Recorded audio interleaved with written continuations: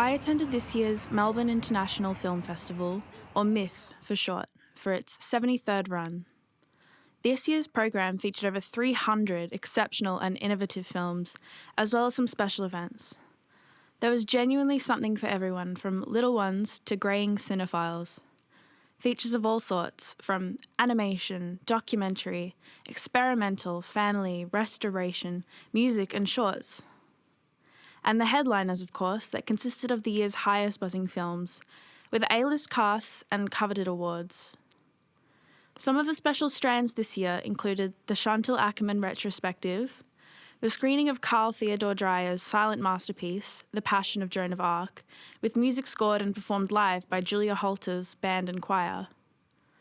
Food and Film, which partners Melbourne restaurants with a MIFF film, providing a set dining experience to complement the chosen film, and MIFF XR, which presents shorts told through augmented, virtual, and mixed reality. XR in particular is often underrated at MIFF, but has been the most inspiring to me personally.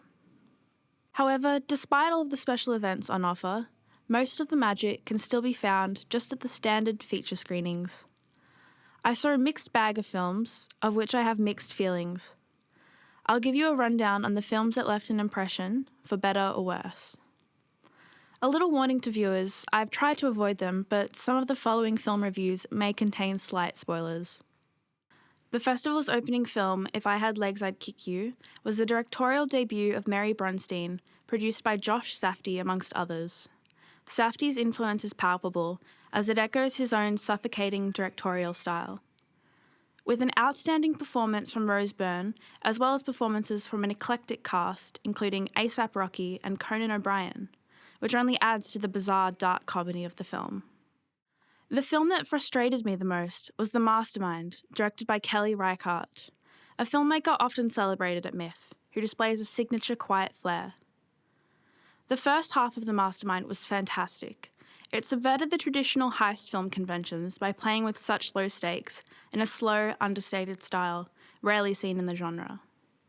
Despite its patience, it managed to retain its suspense and humour.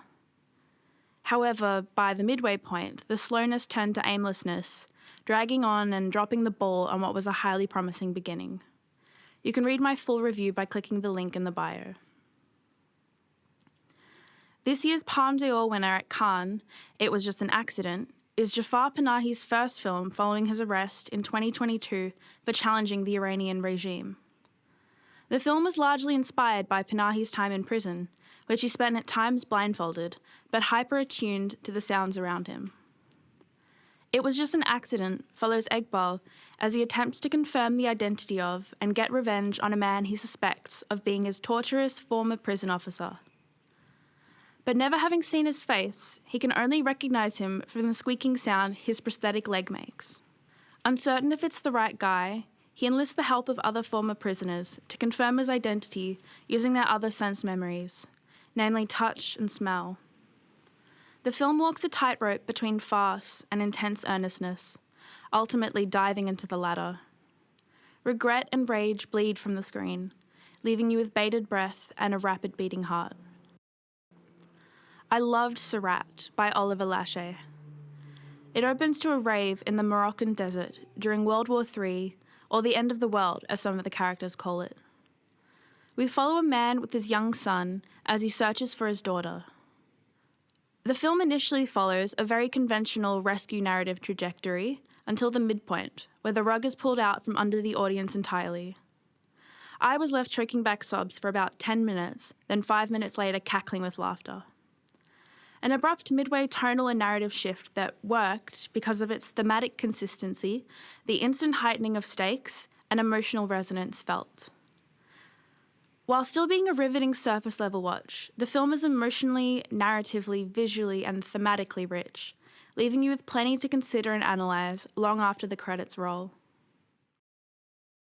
Fwens, by MIFF Accelerator alumnus Sophie Somerville, was my personal favourite film from the festival this year.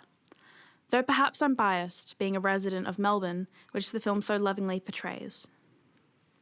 Fwens, in a word, is playful. It follows two old friends brought back together for one weekend after years apart. The camera sits as a static, distanced observer, at times almost losing the pair in a crowd, as we listen to their naturalist and largely improvised dialogue. The visual style, particularly during the MDMA-fueled scenes, were similarly playful and unconventional. I found the film emotionally resonant, relatable, and inspiring to young filmmakers, being created by a young team with a very modest budget of about 19 grand. Some other notable mentions include Sorry Baby, Black Ox, Twinless, Pavements, Lesbian Space Princess, Nouvelle Vague, and Left-Handed Girl. Though there are definitely many, many more worth recommending that I sadly didn't get a chance to see.